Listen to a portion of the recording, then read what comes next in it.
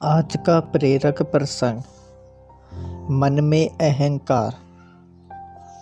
दोस्तों, एक बार की बात है, एक राजा अपनी वीरता और सुशासन के लिए प्रसिद्ध था। एक बार वो अपने गुरु के साथ भ्रमण कर रहा था। राज्य की समृद्धि और खुशहाली देखकर उसके भीतर घमंड के भाव आने लगे और वो मन ही मन सोचने लगे, सचमुच मैं एक महान राजा हूँ। मैं कितने अच्छे से अपने प्रजा का देखभाल करता हूँ। गुरु सर्वज्ञानी थे। वे तुरंत ही अपने शिष्य के भावों को समझ गए और तत्काल उसे सुधारने का निर्णय लिया। रास्ते में ही एक बड़ा सा पत्थर पड़ा था। गुरुजी ने सैनिकों को उसे तोड़ने का निर्देश दिया। दोस्तों, जैसे ही सैनिकों ने पत्थर के 2 टुकड़े किए, एक अविश्वसनीय दृश्य दिखा। पत्थर के बीचों बीच कुछ पानी जमा था और उसमें एक छोटा सा मेंढक रह रहा था। पत्थर टूटते ही वो अपनी कैद से निकलकर भागा।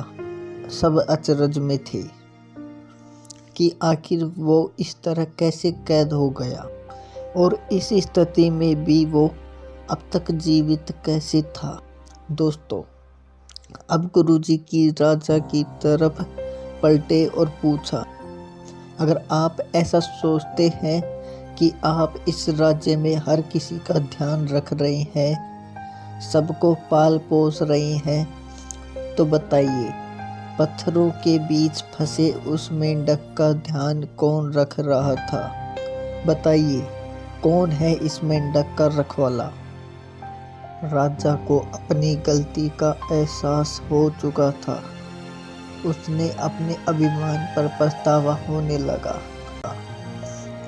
गुरु की कृपा से वह जान चुका था कि वो ईश्वर ही है जिसने हर एक जीव को बनाया है और वही है जो सबका ध्यान रखता है। शिक्षा।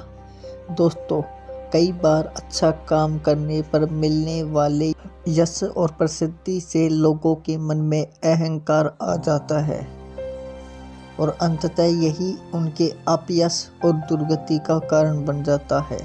अतः हमें ध्यान रखना चाहिए कि हम चाहे इस जीवन में किसी भी मुकाम पर पहुंच जाएं, कभी घमंड न करें और सदा अपने अर्थपूर्ण जीवन के लिए उस सर्वशक्तिमान ईश्वर के कृतज्ञ रहें। सदैव प्रसन्न रहिए। जो प्राप्त है पर्याप्त है, जिसका मन मस्त है उसके पास समस्त है।